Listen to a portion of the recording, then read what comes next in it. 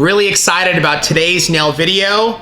Greg is gonna show you how to sculpt the perfect stiletto nail. We're gonna jump right into it right now.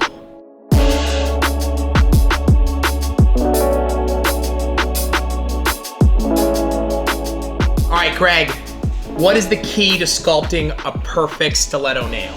So form placement and how you build your free edge is going to set you up so that you have that perfect point, and your customers are going to be super impressed with the stiletto shape. I'm stoked, bro. Are you going to be using me as a model today? I am. I'm doing it on your toes. It's going to be absolutely the weirdest thing we've ever seen, ever. Stick around for this video. Are you ready to go? Let's rock. Let's do it. So you're going to notice that I pinched my form all the way to a sharp point. The reason why I pinch it all the way to the sharp point is so that I get this tight stiletto shape. You don't need to leave any space in between. You can see how tight I've kept it at the front end. When I place my form, I want to make sure that I'm lining it up so that I'm touching the very, very center, and I'm going to secure it right here at her sides. I don't need to pinch it all the way up to the top because the forms are sticky enough to adhere just to the side of her fingers. Okay, so the first thing I'm going to do is I'm going to sculpt my free edge first. This is going to help all of you guys that are actually learning to build this shape to establish the perfect guide. That way, when you build it, you don't build it too wide. This is also going to give you the ability to pinch that free edge so that you could create that really, really tight C-curve from the edge of the nail to the very, very end of the free edge. What I'm going to be using is Cover Pink, and what I'm going to do is I'm going to build the free edge all the way out to the very end of the nail. I'm going to pick up a nice pearl. I'm going to dab the excess out onto my towel. The reason why I do this is because I don't want the pearl to run. I'm using the body of my brush to stretch it in, and notice how I'm pulling it into the sides, and I'm stretching it all the way to the very, very edge, and then I want to be able to, again, use the body of my brush to walk it up to her corners. If it gets onto the nail, that's absolutely fine. What I want to be able to do, again, as you can see, is bring it all the way to the very, very edge of the form in that really pointed shape.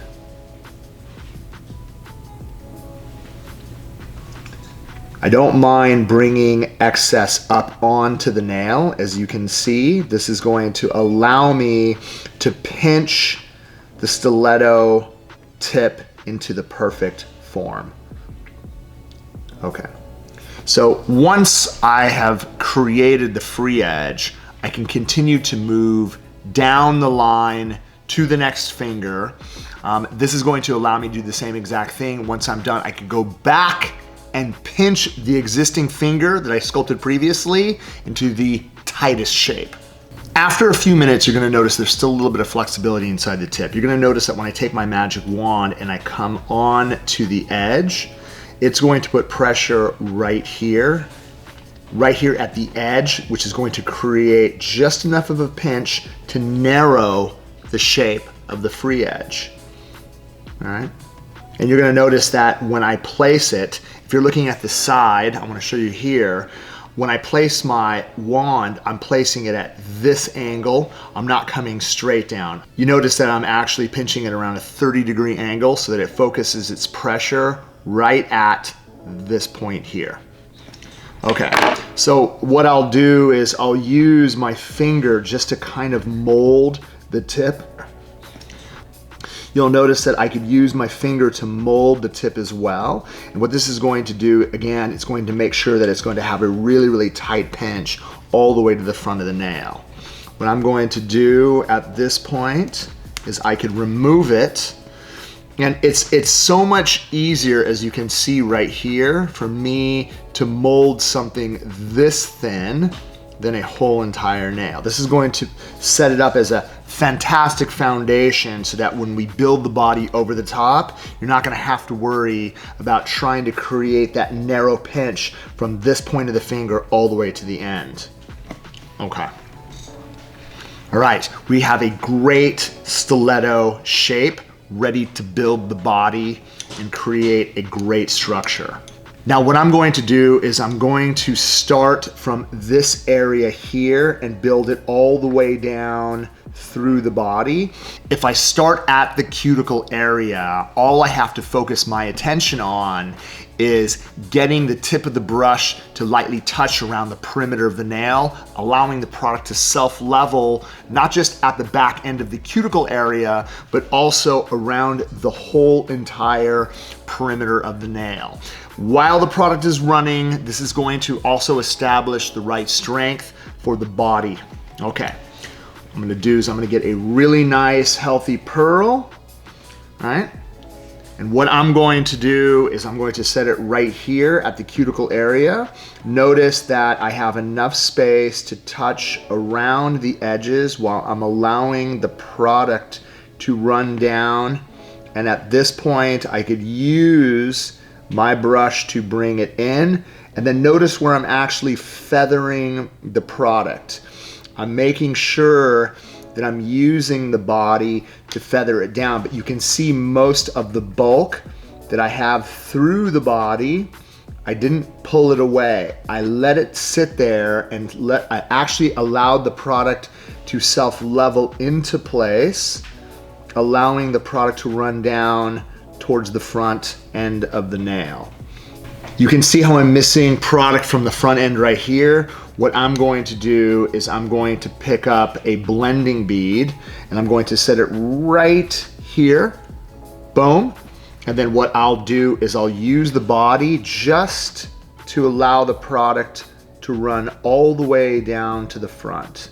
Again, I don't need to pull anything. I'm just juggling it down into the area that I need in order for me to blend in the areas that are missing. Notice how I actually take my brush back, feather it into the back end of the nail, allowing it to blend in perfect.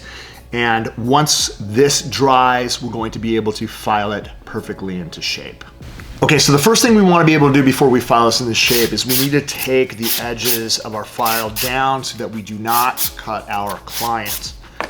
Once we're done doing that, just like the coffin nail, we want to be able to line our file and make sure that the file is touching the edges so that we get a perfectly straight sidewall from this point all the way to the end. So I have a little bit more room. I have a little bit more room on this side, and I'm going to continue to file right until my sides are perfectly straight. And I'm going to line up this side as well. And as you notice, as I continue to file, that it's going to reach a really nice sharp stiletto edge. You can see how perfectly straight it is on both sides. Now what I want to be able to do to ensure that my lower arches are perfectly straight is I'm going to turn my client's hand to the side. I'm going to line it up at the lowest point, and then I'm going to file up until my hand file reaches the edge as well as the tip. This is going to ensure that we have a perfectly straight lower arch that's going to extend from this point all the way to the front of the nail. I'm going to do the same thing on the opposing side. You can see how it's lined up here at the sidewall. All right, and you're going to notice as I file up and I continue to add pressure, it's going to file absolutely even from this point all the way to the front of the nail. All right. Once we have that established, I'm going to be able to use my electric file and shape the balance of the nail, removing the excess so that it's going to leave me with a little bit of work to do when I am file finishing to perfection. What I want to be able to do when I'm using my electric files, I'm going to bring my bit a little bit farther out because of the length of her nail. So you're going to notice from the side profile that I don't have a lot to file at her back end. I'm barely going to touch it. And I'm going to come through the upper arch all the way down to the front of the nail. And that's going to establish great arch. I'm going to file down the body in one direction. And while I'm looking down the barrel of the nail, what this is going to do is it's going to allow me to get it nice and even from side to side.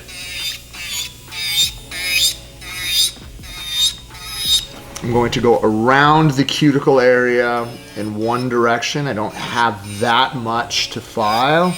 And then once I'm done shaping using the I formation roadmap, what I'm going to do is I'm going to follow through and make sure that everything is going to blend perfect. This is going to set me up so the balance of my hand filing is not going to take long at all.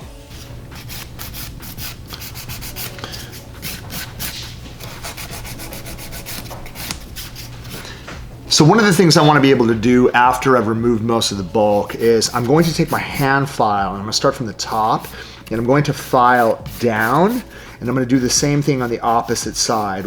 This is going to allow me to blend my cuticle areas flush to the natural nail, but notice that I'm actually coming down this side as well as this side as well. And what this is going to do is it's going to balance it out so that it looks like that everything is running this way. I'm gonna go ahead and turn this to my client profile. And so once I actually take a look at the client profile, what I'm going to be able to do is I'm going to be able to look at it from this perspective. And then I'm going to be able to file it from side to side with the file resting on top to ensure that I have a really even C-curve from side to side. I want to make sure that we just barely round off the tip so that it does not stab our client while she's enjoying her day. What you're going to be able to notice once we're done file finishing is that I have a really nice extension from this point all the way out to the edge of the nail. Everything is really, really pointed all the way to the very, very edge. It's well weighted. Most of the upper arch is positioned a little bit farther back from center. And again, when you're looking at this nail from all perspectives, it's going to be a nice, sharp stiletto look.